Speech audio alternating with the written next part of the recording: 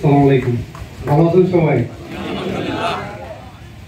আজকের এই মাদক বিরোধী অভিযানে মাদক বিরোধী ও সন্ত্রাস বিরোধী আলোচনা সভায় উপস্থিত আছেন শ্রদ্ধেয় সভাপতি এবং এই অত্র এলাকার মুরব্বিয়ান। আসসালামু আলাইকুম। আসলে অ্যাড্রেস করলে সময় চলে যাবে, আমি সরাসরি কথায় চলে যাই। আসলে মাদক যে বিষয়টা, মাদক প্রথম কিন্তু মাদক একটা যখন মাদকাসক্ত হয়, একটা সামান্য বিষয় থেকে একটা সিগারেট, একটা প্রথম যে একটা মাদকাসক্ত একটা সিগারেট থেকে শুরু হয়। এই সিগারেট থেকে সে আস্তে আস্তে সে বড় মাদকের দিকে ধাবিত হয়। এই শুরুটাই যদি আমরা প্রথমেই যদি আমরা এটা শেষ করে দিই, আমাদের সন্তান যারা আছে এখান থেকে কিন্তু এটা নির্মূল হয়ে যায় আস্তে আস্তে। আমার সন্তান কোথায় যাচ্ছে, কই যাচ্ছে, কার সাথে মিলতেছে, কয়টার সময় বাসায় ফিরলো, ওইগুলো যদি আমি খোঁজ নিতাম, আমার সন্তান কিন্তু মাদকাসক্ত হইতো না। আর মাদকাসক্ত এখানে মুসলিম কয়েকটা পরিবার কিন্তু এখানে সবাই মাদকাসক্ত না। আজকের এই আমার আপনাদের কাছে একটাই কথা বলবো, একটা মেসেজ পৌঁছায় দিতে আসছি। আমরা কিন্তু ওই এলাকার মাদক জিনিস হাতে পেয়েছি, ইনশাআল্লাহ আপনাদেরকে নিয়ে আমরা অভিযান শুরু করব।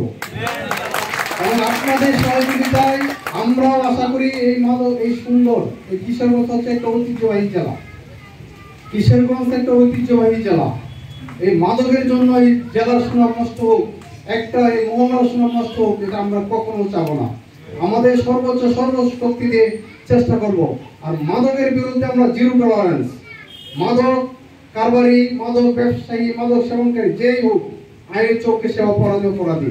আসুন আমরা সবাই মিলে এই মাদক কারবারি যারা আছে, মাদকাসক্ত যারা আছে, এরা আমরা মনের দিক থেকে ওদেরকে ঘৃণা করি।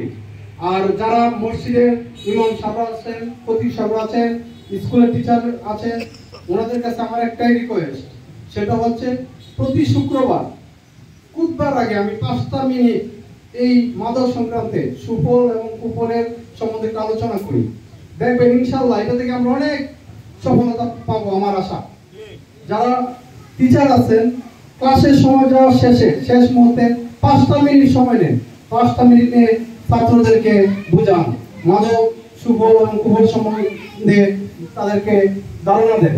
দেখবেন ইনশাআল্লাহ আমার আশা অনেকটা আমরা সফল হব। আর এইটুকু বলে যাচ্ছি, মাদক কারবারি যারা আছেন আজকে থেকে আপনারা সতর্ক হয়ে যান। প্রয়োজন বোধে ব্যবসা মাদক ছাড়তে না পারলে এলাকা ছেড়ে চলে যান। আমি অত্র এলাকার মুরব্বিদেরকে বলে যাচ্ছি, আপনারা যে কোনো মাদকের বিষয়ে যে কোনো সহায়তা যদি চান, যে কোনো বিষয়ে করেন, ইনশাআল্লাহ আপনাদের সাথে আমি আছি।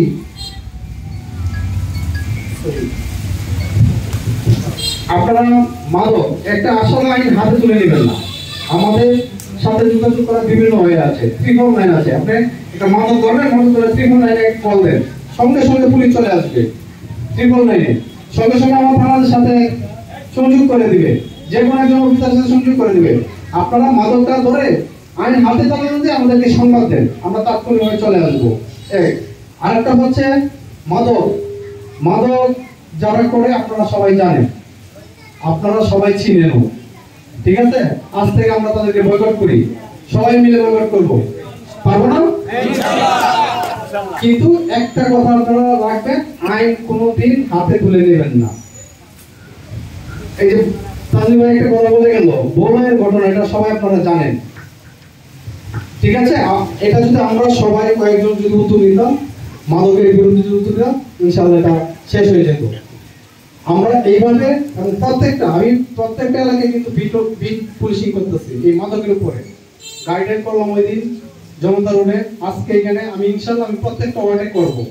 কিন্তু আপনাদের কাছে রিকোয়েস্ট, আমরা চাচ্ছি একটা মাদক মুক্ত সুন্দর একটা শহর, একটা মহল্লা, একটা সমাজ উপহার দিতে। আপনাদের সাথে আমরাও আছি।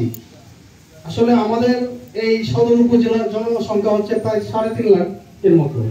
আমার পুলিশ হচ্ছে মাত্র 50 থেকে 60 জন।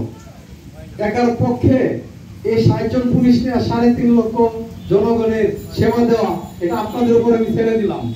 আপনারা সহযোগিতা যদি আমরা না পাই